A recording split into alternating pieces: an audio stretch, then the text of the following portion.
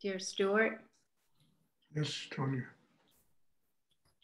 I recently had an experience where I observed that I was holding on to something physical that would provide me with some sense of security.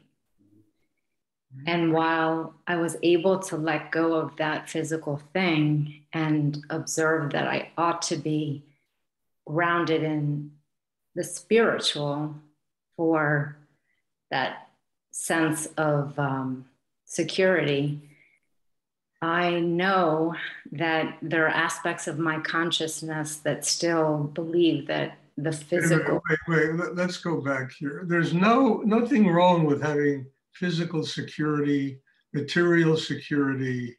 There's nothing wrong with any of that. And they don't conflict with the spiritual life. In fact, if you really are connected spiritually, you will have material security. The universe will provide it for you. So I wouldn't create that kind of dichotomy in yourself, saying that there really is a separation between physical, material security, and there's none. There's none. It's all energy, and it's all given to us as a reason for us to learn something about ourselves so that we can continue to grow and get closer to God. So I wouldn't create that kind of dichotomy in yourself. Be grateful for material security. There's so many people in this world that are starving to death. Be grateful for the sacred things, the things that are provided for, the food, the place to live, that are provided for you in your life. Be grateful for your ability to be able to make money. And don't ever think that will interfere with your spiritual life. One is not in conflict with the other. It's all energy. And ultimately, it all needs to be surrendered, including the need to have a spiritual life. We have to ultimately arrive at a place inside ourselves where we're nothing. Mm. But material security, all this stuff, it's all steps on a ladder teaching us about what we need to learn to do to surrender. So I wouldn't, create that kind of dichotomy in yourself. I mean, if somebody is truly doing the work that I teach in a profound way, it will bring them material security. Understand? I mean, it's really that simple. The problem is doing the work in that kind of depth. And the same thing with spiritual security. The only security in spiritual is that you got to grow every day. And that's not easy to do. Much easier to get material security than to spend the rest of your life surrendering everything.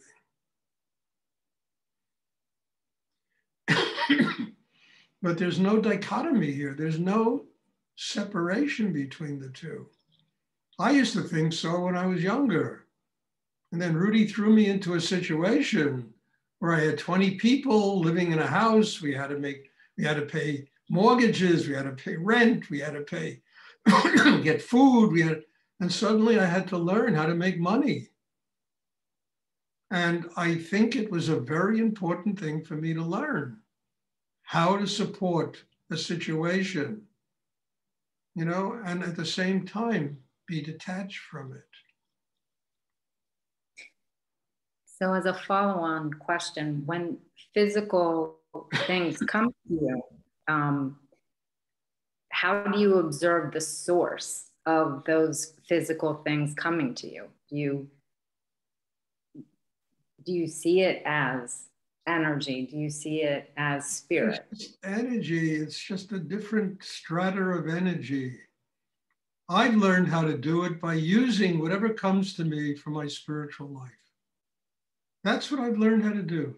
I mean, look, I ran an ashram in Denton, Texas. I'll never forget. This is a great story. all the people, there were a bunch of young people that lived there, were all, and I was there, I was the head teacher, right? I was the guru. And we're all gonna go to New York to see Rudy. And everybody, we were gonna drive up there, right? And everybody needed to contribute $40 in order to make the trip. I didn't have $40 and I was the guru, you know? And I'll never forget, at 7 o'clock in the morning, this guy I knew, kind of a quasi-client of this antique store that I ran, came up to me at 7 in the morning and said, I haven't been able to sleep all night because I want to buy this table from you. And I know you're leaving town today. The table was $40. And it paid for my way to get to New York. The same thing happened with Rudy when he said, buy that building. Rudy, I have $600 but he asked me to buy a shopping center. You know, a month later, I bought the building. And that wasn't $40. It was a lot of money. I learned how to make money by being in situations that demanded it. But I also learned how to do it simply as a way of supporting my spiritual life. This was a way, buying that building was a great way to support the ashram that I was running. The money didn't go into my pocket, you know? It was running the ashram. It built the house that we lived in. This incredible quasi-Tibetan temple that we built in Denton, Texas. The money from that shopping center, we ran a very successful restaurant, went to building a house that allowed 25 people to live there that were members of the ashram. So that's how I've always freed myself from it. It was always, well, you know, it doesn't belong to me. It's energy. I got to use it to build a spiritual life. Things are different now. I've been through the whole process of making lots of money. You know? And it's also, you know, you have to think about it. You know, look, I run a situation here where I really don't ask very much from anybody to be here. I send out a suggestion that people donate $5 a class. I mean, a cup of coffee at Starbucks, for God's sake, costs more than $5. You know, and sometimes I think, you know, if somebody can't afford to spend $5 to support what I'm doing here, there's got to be something wrong with them. They need this class more than anybody else to fix themselves inside. But it's ways of showing gratitude. I know that when I was running that ashram in Texas, it was my way of showing gratitude that I was in a situation and supporting a situation that was giving me a spiritual life. And, you know, it's all these kind of things that work for people. Learning how to give unconditionally, learning how to receive unconditionally without creating dichotomies amongst things. So I think what you're asking is very important, Tony, because it really is something that there's a dichotomy in just about everybody about these things, material versus spiritual. But I have arrived at a place years ago where there's no separation. When I was running the ashram in New York, it wasn't an ashram. It used to cost me $15,000 to $20,000 a month to run that place. I was so grateful to pay it because it was giving me such a profound, you know, depth in life, running a place like that. Mm-hmm. So for me, money has always been that. I've never been, you know, before I was 30 years old, I never had any interest in making money. I was a poet, I was a writer, I was, you know. And then I learned that it's an essential ingredient in living, but then it's what you do with it, you know? I mean, you can be a Jeff Bezos and wind up having trillions of dollars, and one day you drop dead, and what is it, you know? What does it amount to? I mean, it's really extraordinary how these things control the lives of people. So I think you have to arrive at a place where there's no dichotomy. Then it's, what do you do with your security? How do you live your life? How do what, how do you use the money in order to continue to develop yourself as a human being?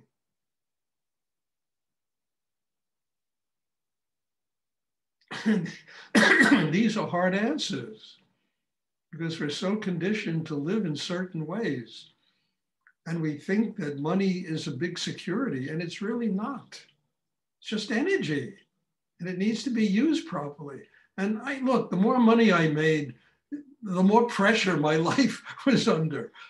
I went from buying wagon wheels, to sell in an junk antique store I was running for $15, to having people call me up. I just found a sculpture for $175,000. Do you want to be involved in buying it? And it just showed me that there was growth in me. I could do this. But then how do I use the money? When we made the money, how do I use the money that I make? To me, it was always supporting my spiritual life.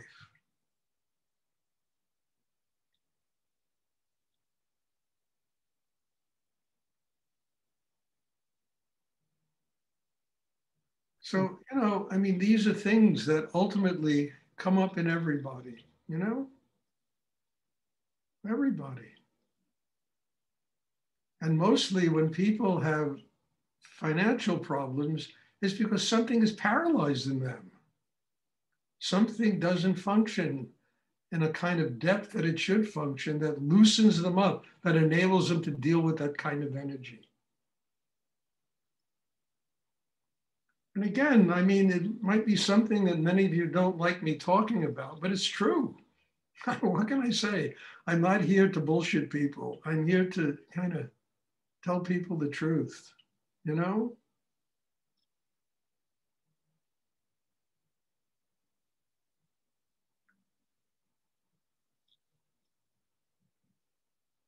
then you have to have ambition spiritually and materially. And, and you discover it's all one. It's just energy.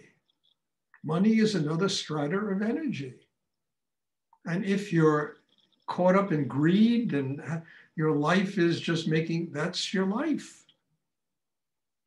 And you have to finally accept all the tensions and the difficulties that come with that.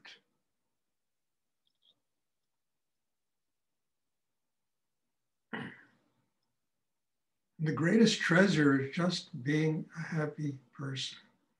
That is the ultimate reward, the ultimate treasure of living in this world.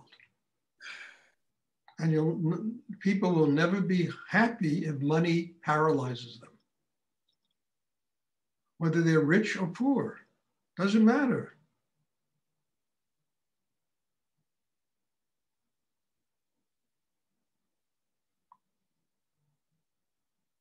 And that's the ultimate treasure, the greatest gift that any of us, just to be happy, to live a life with love, with joy.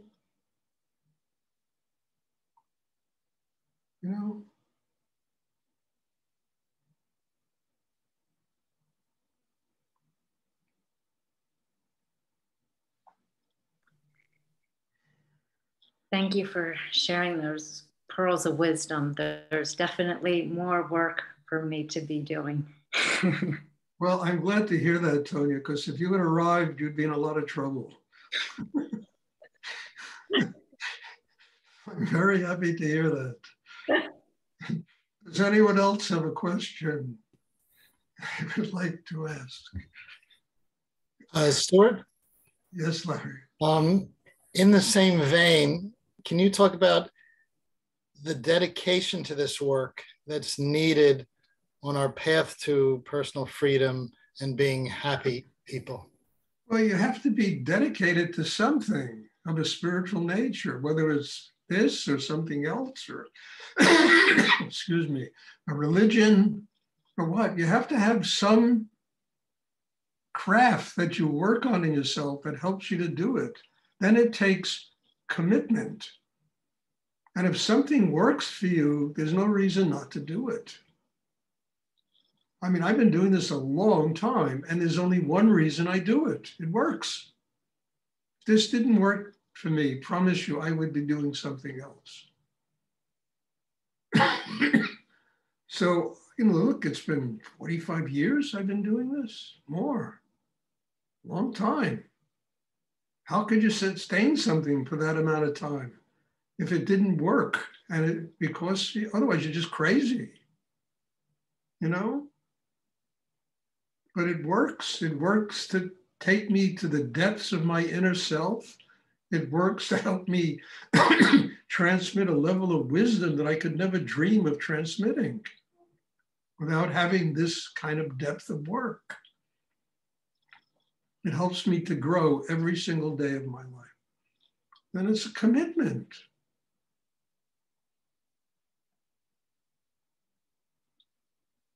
I mean, I was made a teacher of this as a young man, and then Rudy took it away from me.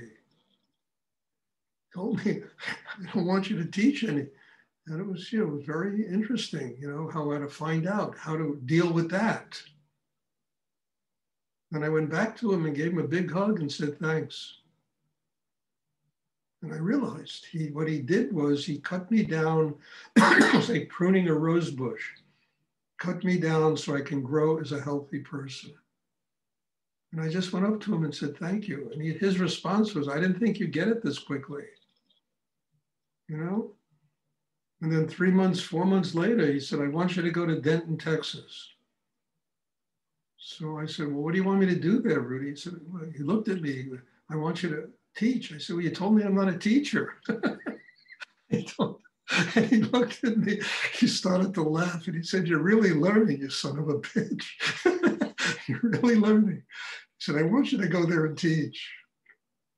And then from that point on, it was, I'm talking about endless growth, not even teaching. Teaching is garbage. It's endless growth and spiritual development.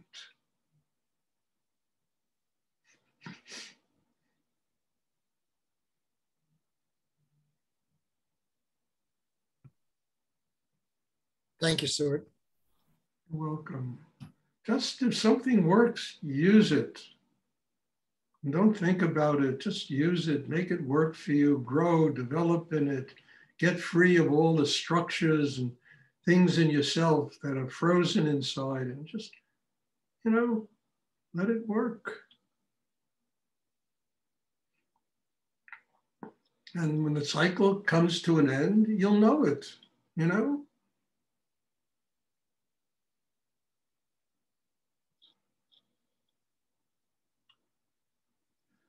Does anyone else have a question they would like to ask?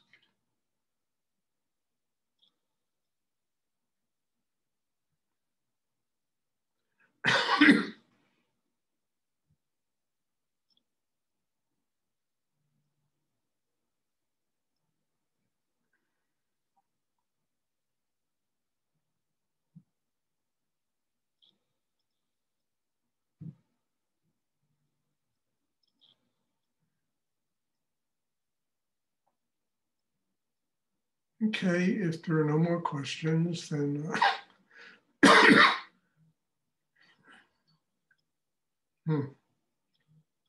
there'll be a meditation class on Tuesday, and I'm looking forward to seeing everybody. God bless you all. And thank you. Thank you for dragging all this stuff out of me, because I need to listen to it also. And I mean that.